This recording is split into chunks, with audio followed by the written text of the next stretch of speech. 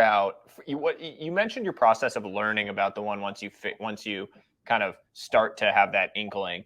Do you just surround yourself or talk to the smartest people you know to figure out what are they excited about, what are they working on the weekends, so that you can then go learn about those things? Like, how do you actually get that first spark of curiosity?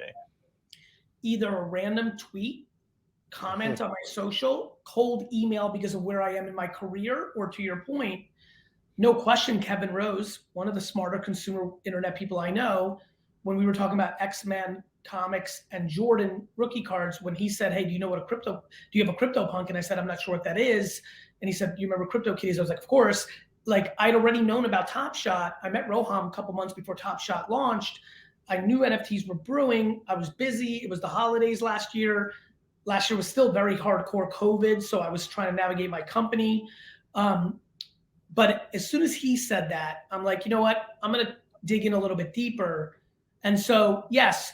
And what's been really ironic, whether it's Dave Morin, whether it's Kevin Colleran, whether it's MSG or Harper Reed or Aaron Battalion, Scott Belsky, Mike Lazarow, all these people that succeeded in Web 2, right? That I respected and thought were thoughtful, miraculously, in January, February, are all circling around like buzzards. I'm getting a text from friends that I haven't talked to in 6 months, 6 years, because we've all been a little bit out of the white hot moment of 2007 to 11 of Web 2. Sure enough, even people that aren't in it right now, that are a little bit more discreet, which is why I'm not going to mention them, who really made some serious wins in Web 2, even they reached out in February, March and say, they're kind of demotivated or focused on other things, but even they were like, hey, what is this thing?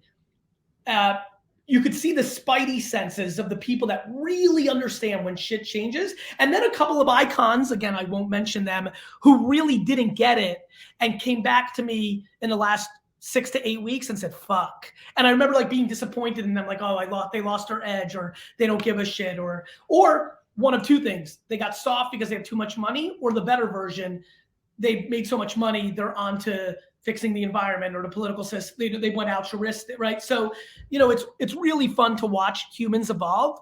But yes, keeping people, again, when you guys get to my age, you've got that extra generation, you're going to have your whole little crew of the people you've decided over this decade are smart, are good, and you'll find it fascinating that in 20 years, when the next thing pops off, you'll be surprised how many of them are. Like, it's been a renaissance for some of my good friends of Web 2, and we're enjoying it because it feels like the old days, right? It feels like Web 2.0's beginning, when nobody understood social media and content. That's exactly what's happening with NFTs.